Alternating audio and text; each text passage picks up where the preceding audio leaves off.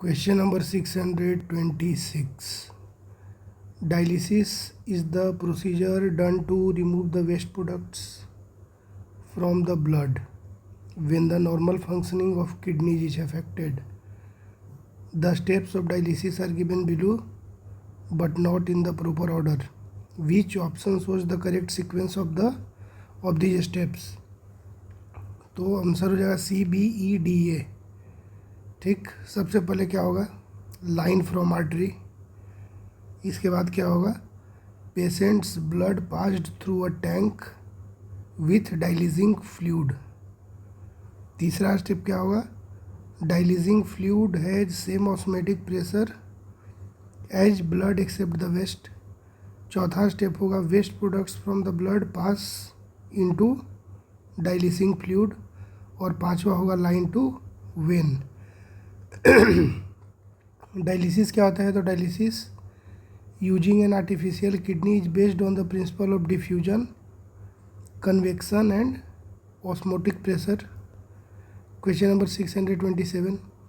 Which of the following parts connect the urinary bladder and the kidney. ठीक, which of the following part connect the urinary bladder को किसे connect करता है? Kidney से. तो ureter क्यू, मतलब यूरेटर्स करेगा. Urine passes through the ureter from the kidneys to the bladder. The urethra is the tubular path that connects the bladder to the body's exterior, allowing urine to exit the body. फिर renal tubule क्या है? It is one of the million of tiny tubes in the kidneys that returns nutrients, fluids and other substance that have been filtered from the blood. फिर है question number 628. which of the following substances is are not reabsorbed by the kidney. आपको बताना है कि इसमें से कौन ऐसा सब्सटेंस है जो किडनी के द्वारा रीअब्जॉर्ब नहीं होगा बताना है. कौन जो है रीअब्जॉर्ब नहीं होगा? तो क्रिएटिनिन जो है रीअब्जॉर्ब नहीं होगा, उसको निकाल के फेंक दिया जाएगा. तो रीअब्जॉर्ब कौन होगा? ग्लूकोज होगा. ग्लूकोज होगा, एमिनो एसिड होगा और सॉल्ट. ठीक है. क्रिएटिनिन क्या है? तो क्रिएटिनिन जो है एक विशुद्ध वेस्ट प्रोडक्ट है. विशुद्ध waste product made by the muscle as a part of regular everyday activity. Normally kidneys filter creatinine from the blood and send it out of the body through the urine. A creatinine level of greater than 1.2 mg per deciliter for women and greater than 1.4 mg per dl for men may be an early sign that the kidneys are not working properly. तो अगर आप urine test कभी करवाइएगा और उसमें अगर creatinine का level देखिएगा, तो अगर वीमेन है और वीमेन में 1.2 mg पर डीएल से अगर ज़्यादा है और अगर मेल है तो 1.4 से अगर ज़्यादा है, तो उसमें क्या है? एक साइन हो सकता है कि आपका किडनी जो है प्रॉपरली फंक्शन नहीं कर रहा है. Question number 629. The following figure shows a human nephron.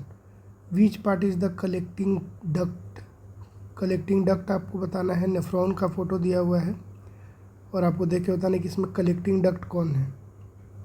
तो इसमें कलेक्टिंग डक्ट ए है.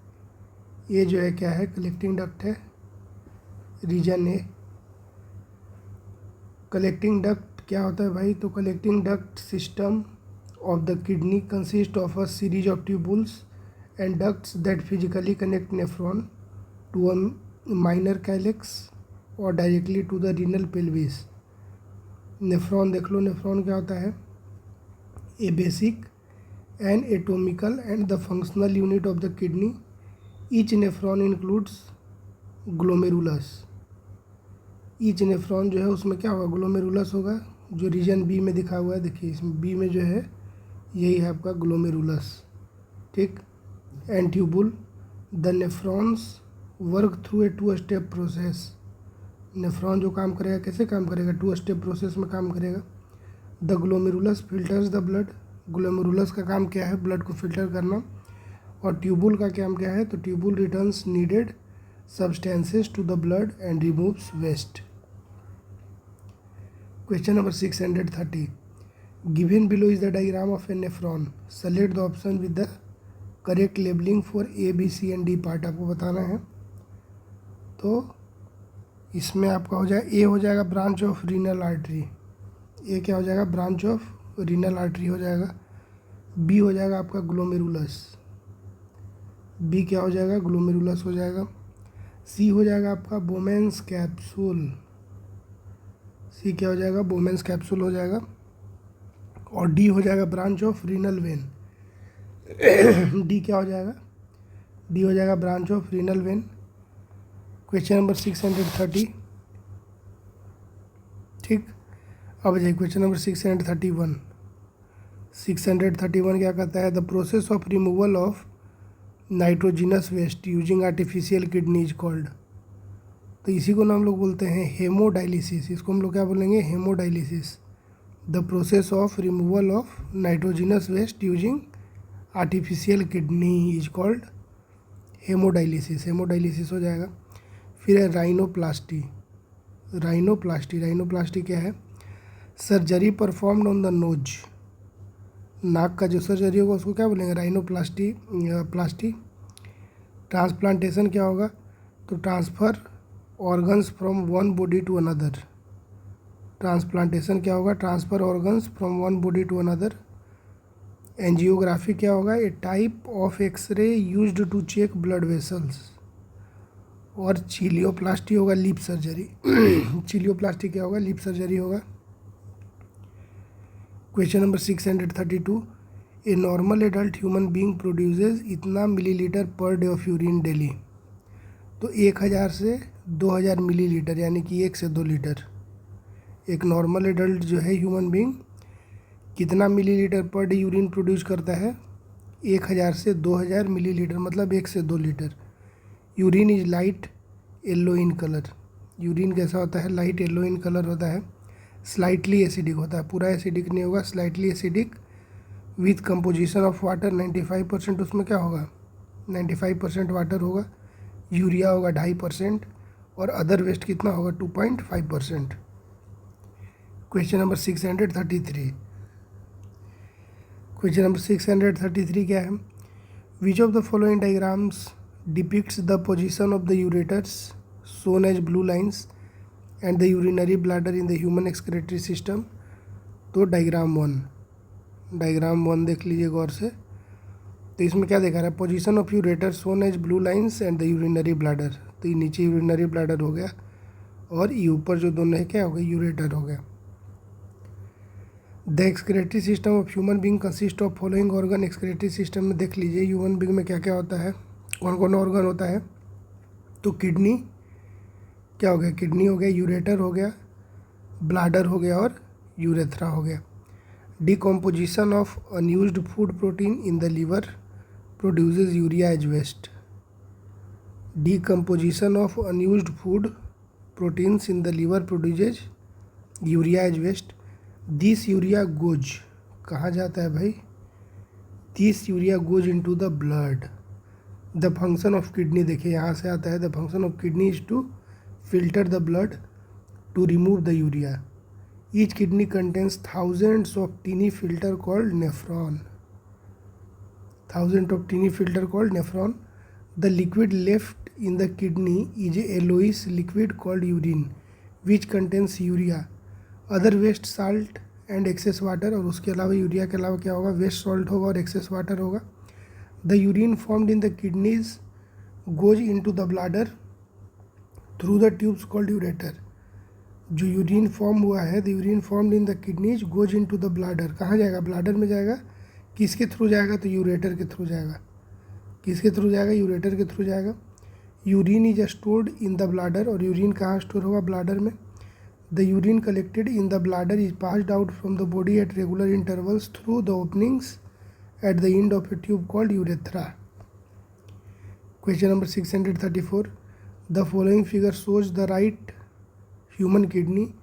At which point does the ureter exit the kidney? तो पॉइंट 2 यूरेटर जो है कहाँ से निकलेगा? यहाँ से पॉइंट 2 से यूरेटर निकलेगा, किडनी को छोड़ेगा।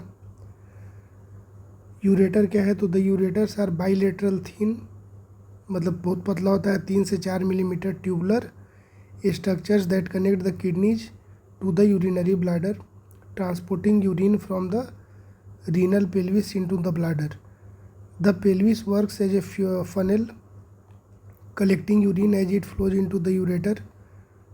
The kidneys are two bean-shaped organs that filter blood. It is part of the urinary system. It controls the acid-base balance, that is the pH balance of the blood. Question number 635. Why do plants lack a defined excretory system like kidney in mammals? तो जिस तरह से mammal में क्या होता है, kidney होता है, तो बोल रहा है कि प्लांट जो है, why do plant lack a defined excretory system. तो प्लांट में एक डिफाइंड एक्सक्रेटरी सिस्टम क्यों नहीं होता है? Because they excrete through their vegetative parts. Because they excrete through their vegetative parts. The gaseous waste, oxygen, carbon dioxide and water vapor are removed through the stomata of the leaves and lenticels of stems, and some of it is in the leaves and bark of the trees. When the leaves and bark are shed, the waste are eliminated. Raphides, tannins, resins, gum, rubber and essential oils are some excretory products. तो raphides, tannin, resins, gum, rubber और जो essential oils है क्या है, are some of the excretory products. Question number 636. How is urea removed from the blood by an artificial kidney? How is urea removed from the blood? Urea को blood से कैसे remove किया जाता है? By an artificial kidney. तो उसके लिए हम लोग यूज करते हैं ऑस्मोसिस, बाई ऑस्मोसिस.